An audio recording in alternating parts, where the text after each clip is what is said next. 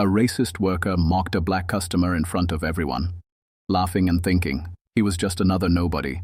But when he discovered that the man he insulted was actually the CEO of the entire company, what happened next left everyone in the store speechless. It was a typical Friday afternoon at Walton's Electronics, a bustling store in the heart of a small suburban town.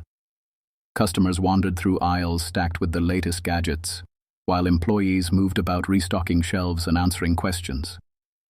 The air buzzed with chatter and the soft hum of background music.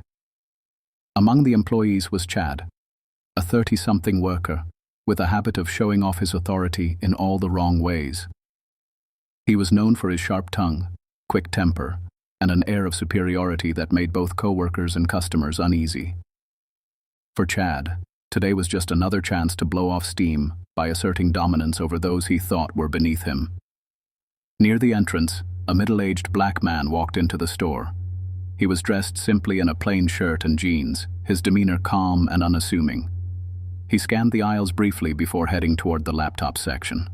His name was Marcus, but to Chad, he was just another customer, a nobody.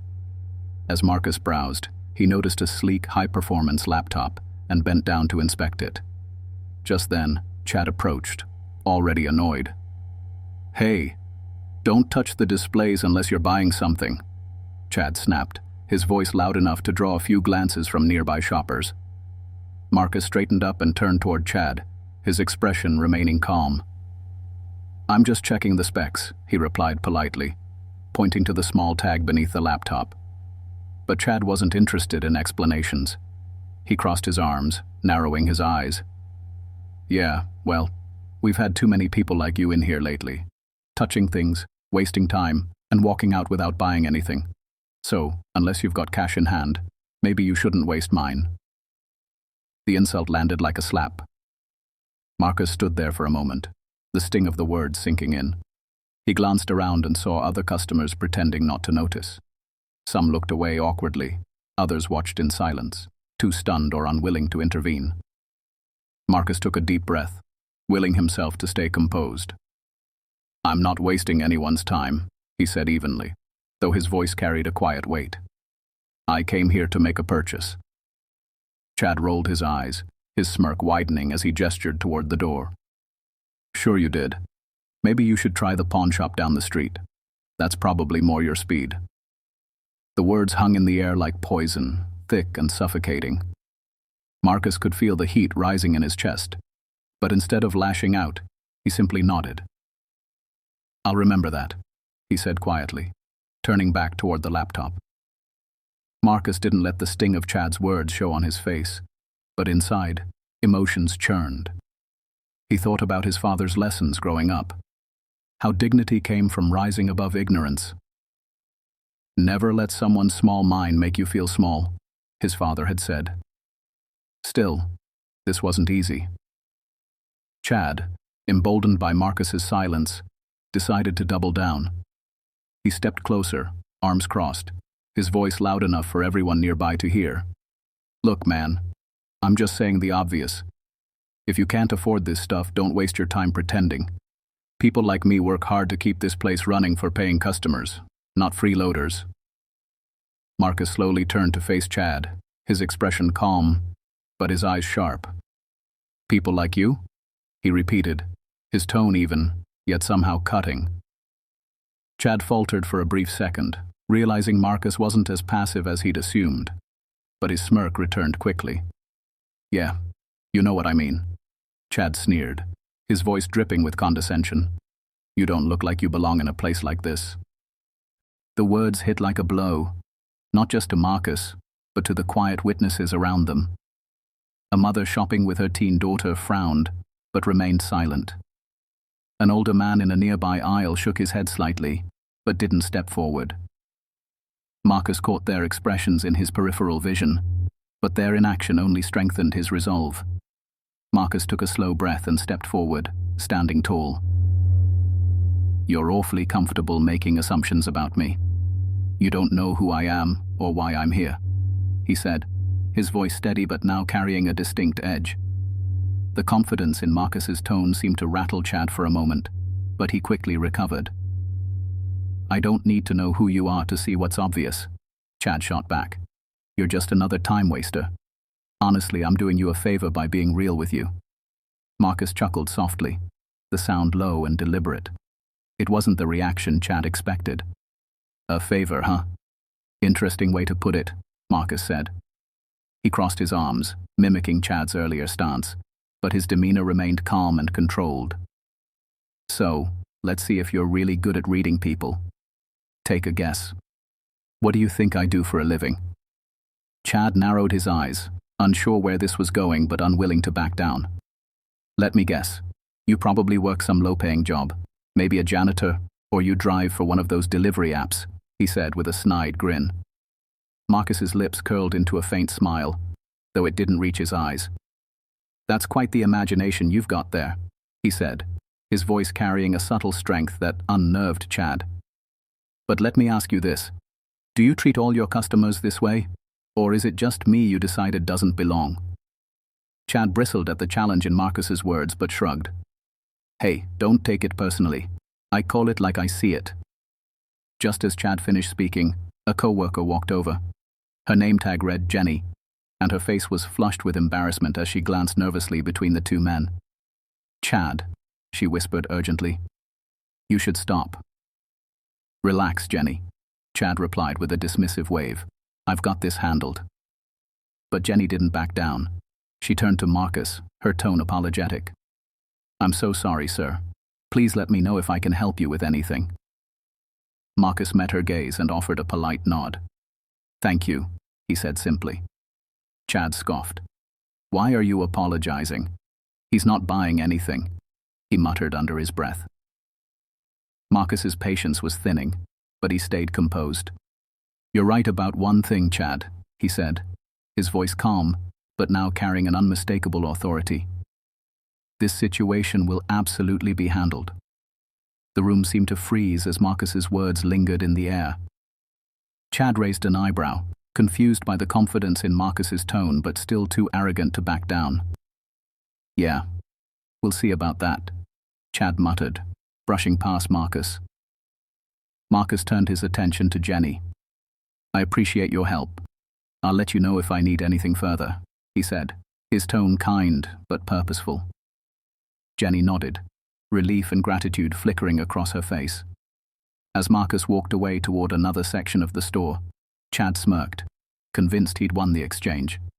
What he didn't realize was that the tables were about to turn in a way he never saw coming.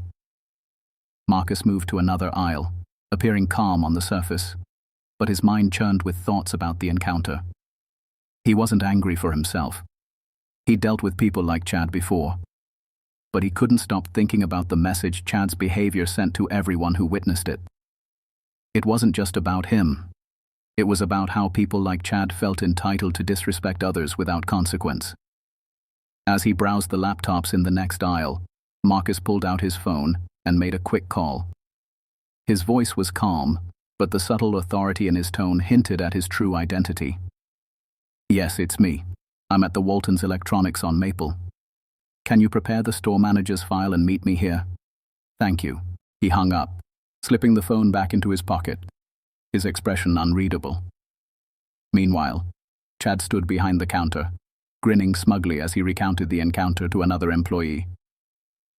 You should have seen the look on his face, he said, chuckling. I mean, come on. He probably couldn't afford anything in here anyway. Jenny, who was standing nearby, frowned. Chad, you don't know anything about him. That wasn't right, she said, her voice firm. Chad rolled his eyes. Oh, give me a break, Jenny. It's not like I said anything that wasn't true. People like him. Chad, Jenny snapped, her voice louder now, startling a few customers. Do you hear yourself? You're embarrassing this store. But Chad wasn't listening. He waved her off and turned his attention to a line of customers waiting to check out. Relax, Jenny. Go organize something if you're so bothered. A few minutes later, Marcus returned to the main floor, his quiet presence drawing little attention. He stopped near the entrance, where a tall man in a suit was walking in. The man carried a leather briefcase and looked slightly out of place in the casual electronics store. Marcus greeted him with a brief handshake, and a quiet exchange that no one else could hear.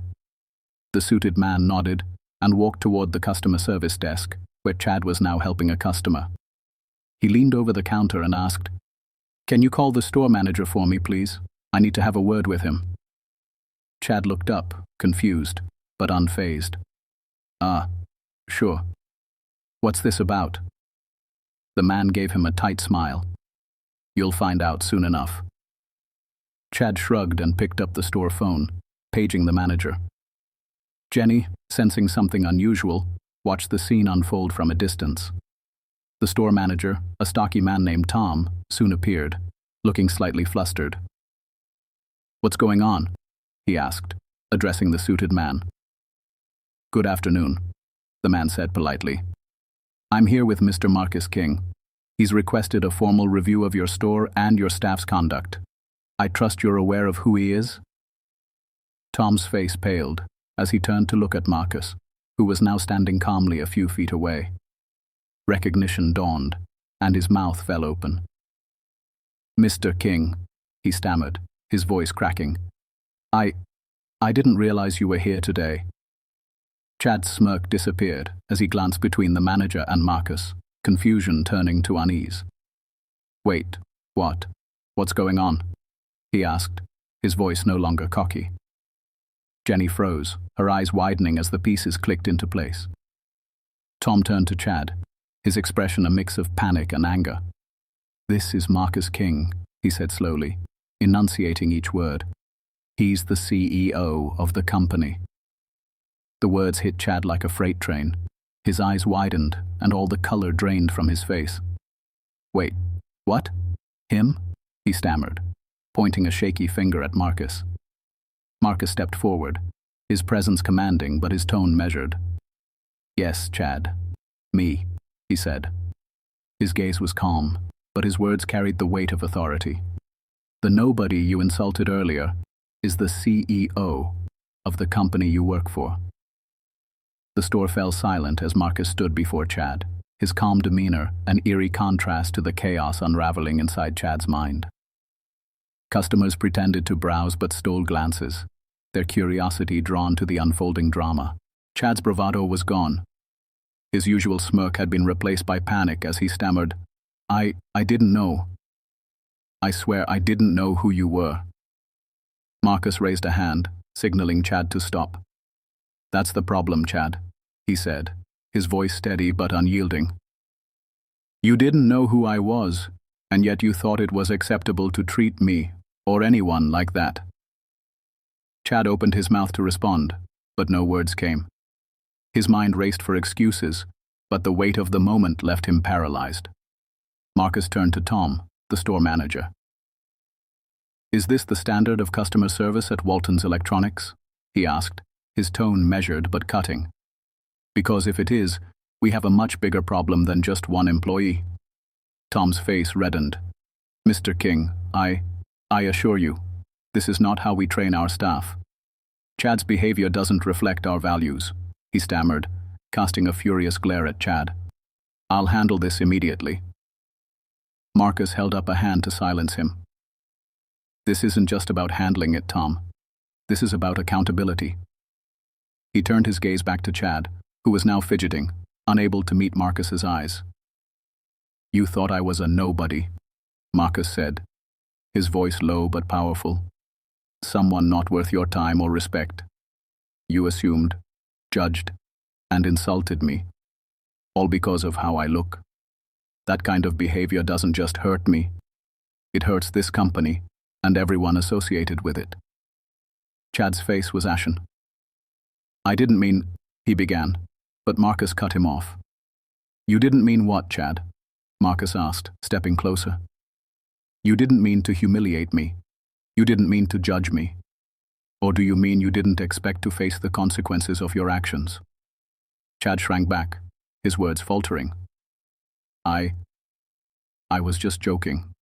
I didn't think it was serious." Marcus's eyes hardened. "Joking? Do you think it's a joke to belittle someone based on their appearance? To mock them in front of others?" "Let me be clear, Chad. This isn't a joke. It's a failure of character, and it has no place in my company. Marcus turned to Tom. I expect a full report on the culture in this store, starting with how employees like Chad are trained. If this is the environment you've allowed to fester, then you bear responsibility too. Tom nodded quickly, his face pale. Yes, sir. I'll begin immediately. Marcus glanced around the store, addressing not just the staff, but the lingering customers. Let this be a reminder, no one is a nobody. Every person who walks through these doors deserves respect. That's the standard I expect at Walton's Electronics. The employees exchanged uneasy glances, while customers murmured quietly. Jenny, who had been watching from a distance, stepped forward. Mr. King, she said nervously, I want to apologize. I should have stepped in sooner. Marcus gave her a nod of acknowledgement. Thank you, Jenny. It takes courage to speak up, and I hope you continue to do so. Then he turned back to Chad. Your behavior today reflects poorly on this company and on yourself. Effective immediately, your employment is terminated. Chad's face went pale. Please, Mr. King, I need this job, he pleaded, his voice trembling. Marcus's expression didn't soften. Perhaps this will be the lesson you need to learn how to treat others with respect, he said firmly. Good luck, Chad. As Chad slinked out of the store, customers whispered among themselves, some shaking their heads at what they'd witnessed. Marcus stayed a moment longer, speaking quietly with Tom about the next steps to improve the store's environment. Before leaving, Marcus addressed the employees one last time. Today's events are unacceptable, but they are also an opportunity. We can choose to be better. I expect every one of you to remember this moment and make the right choice moving forward. As Marcus walked out of the store, Jenny and a few others watched him go, their expressions a mix of awe and newfound respect. The customers who had stayed through the confrontation began applauding softly, their way of showing approval for what Marcus had done. Marcus didn't acknowledge the applause. He simply walked to his car, his posture straight, his demeanor calm. He had made his point. The incident at Walton's Electronics quickly became the talk of the town. Word spread about the CEO, who had walked into his own store undercover, only to be insulted and demeaned by one of his own employees. Some people whispered about Chad's arrogance, while others praised Marcus for his calm and dignified response. Back at Walton's corporate headquarters, Marcus reflected on the day's events in his office. He stared out the window, the city skyline sprawling before him. The confrontation with Chad wasn't just another example of the prejudice he'd faced throughout his life. It was a reminder of why he had worked so hard to get where he was. A week later, Marcus decided to revisit the store on Maple Street, this time not undercover. As he walked through the doors, he noticed the difference immediately. The air felt lighter, the employees more attentive and respectful. Jenny, who had taken on a temporary leadership role in Chad's absence, spotted Marcus and quickly approached him. Mr. King, she said with a warm smile, it's good to see you again. Things have been a lot better around here since your visit. Marcus returned her smile. I'm glad to hear that, Jenny. How's the team adjusting? Jenny nodded. It was a wake-up call for all of us. We've had a few training sessions on workplace respect, and people are taking it seriously. Tom's been making sure we're all held accountable. It feels different, in a good way. Marcus was pleased, but not surprised. Accountability changes everything, he said. It's about creating a culture where respect isn't optional, it's expected. Chad's termination, though deserved, hadn't been the end of his story. A few weeks later, Marcus received an unexpected email. It was from Chad. The message was short, but heartfelt. Mr. King, I wanted to thank you for holding me accountable that day. Losing my job was the wake-up call I needed. I've spent the past few weeks reflecting on my actions and the way I've treated people. I'm working on being better, and I hope someday I can prove that I've changed. Thank you for giving me the chance to learn this lesson. Chad. Marcus read the email twice, his expression unreadable. He believed in second chances, but only when they were earned. For now he was content knowing that the experience had planted the seed of change. The incident prompted Marcus to take further action at the corporate level. He mandated a company-wide review of workplace policies, ensuring that respect and inclusion became core pillars of Walton's electronics. New training programs were rolled out across all stores, focusing on unconscious bias, customer service, and treating every individual with dignity. The story of Marcus's undercover visit was shared during these sessions, not as a tale of punishment, but as a lesson in leadership, respect, and accountability.